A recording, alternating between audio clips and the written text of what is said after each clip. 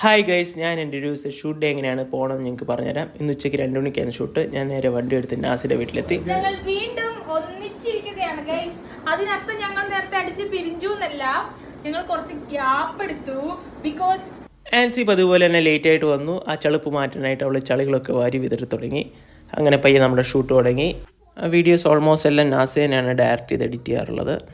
അങ്ങനെ കുറച്ച് നേരമായിരുന്നു നമ്മുടെ വീട്ടിൽ ഷൂട്ടുള്ളത്. അപ്പോൾ നമ്മുടെ വീട്ടിലെ ഷൂട്ടൊക്കെ പെട്ടെന്ന് തീർത്തതിന് ശേഷം നമ്മൾ നേരെ പെറ്റ് കഫേയിലേക്ക് പോയി. പെറ്റ് കഫേ വിത്ത് ഫറിലാണ്. അപ്പോൾ നമ്മുടെ ഒരു ഫ്രീക്കൻ പോലീസായിട്ട് ഞാൻ വഴി വെച്ച് കണ്ടു. അങ്ങനെ നമ്മൾ വിത്ത് ഫർ പെറ്റ് കഫേയിലെത്തി. അവിടെ അടിപൊളി ക്യാറ്റ്സ് ആൻഡ് ഡോഗ്സ് ഒക്കെ ഉണ്ട്. ക്യാറ്റ്സൊക്കെ ഇഷ്ടം പോലെ, ഭയങ്കര ഫ്രണ്ട്ലിയാണ് ക്യാറ്റ്സൊക്കെ. ക്യാറ്റ്സിനെ കണ്ടതും ആൻസി തൻ്റെതായ ശൈലിയിൽ ക്യൂട്ട്നെസ് ഒക്കെ വാരി വിതറാൻ തുടങ്ങി. എന്നിട്ട് എന്നോട് വീഡിയോ ഒക്കെ എടുത്തു തരാൻ പറഞ്ഞു. ഞാൻ കുറച്ച് നേരം വീഡിയോ ഒക്കെ എടുത്തു കൊടുത്തു. പിന്നെ നൈസായിട്ട് അവിടെ നിന്ന് സ്കിപ്പായി മുങ്ങി. ഇവന്മാർ രണ്ടുപേരാണ് വിത്ത് ഫറിൻ്റെ ഓണേഴ്സ്. നമ്മുടെ വെണ്ണലയിലാണ് വിത്ത് ഫർ ഉള്ളത്. ഗൈസ്, അങ്ങനെ ഇന്നത്തെ ഷൂട്ട് കഴിഞ്ഞിരിക്കുന്നു. എന്താണ് ആൻസി പറയാനുള്ളത്?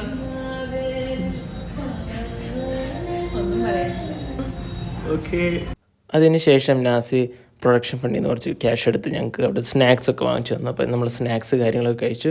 പിന്നെ നാസിക്ക് ഒരു പ്രത്യേകത, പട്ടികളെ ഭയങ്കര പേടിയാണ്. അതുകൊണ്ട് ഷൂട്ട് നടക്കുമ്പോൾ സാധാരണ ഡോഗ്സൊക്കെ വെളിയിലായിരിക്കും. അതുകൊണ്ട് വിത്ത് ഫറിലെ പട്ടികൾക്കൊക്കെ നാസിയുടെ ഒരു പ്രത്യേക കലിപ്പുണ്ട്. എന്താണെന്ന് എനിക്കറിയത്തില്ല. അപ്പോൾ ഇത്രയും നേരം പുറത്തായിട്ട് ചെറിയ പിണക്കത്തിലൊക്കെ ആയിരുന്നു ബെല്ല. ഞാൻ അവളെ പോയി നൈസായിട്ട് മസാജൊക്കെ ചെയ്ത് അവളെ ഹാപ്പിയാക്കി. പിന്നെ അവളെന്നെ വിടുന്നുണ്ടായിരുന്നില്ല.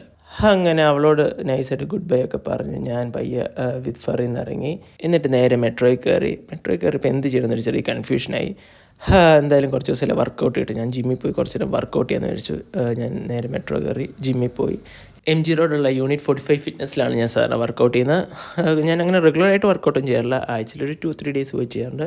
എൻ്റെ അവിടെ നിന്ന് അത്യാവശ്യം ലോങ് ആണ് യൂണിറ്റ് 45. പക്ഷേ എന്തോ അവിടെ വർക്കൗട്ട് ചെയ്യുമ്പോൾ ഒരു ഹാപ്പിനെസ് കിട്ടാറുണ്ട്. പിന്നെ വർക്കൗട്ടിന് ശേഷം ഞാൻ കുറച്ച് സെൽഫി പോസുകളൊക്കെ എടുത്തു.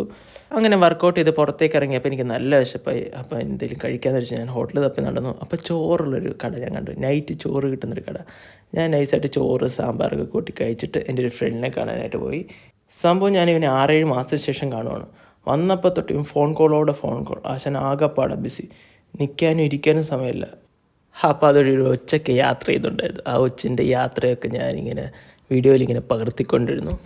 പിന്നെ അവൻ എന്നെ അടുത്തുള്ളൊരു ചായക്കട കൊണ്ടുപോയി. അപ്പോഴും ആശാൻ ഫോൺ വിളി ആകെപ്പാടെ ബിസി.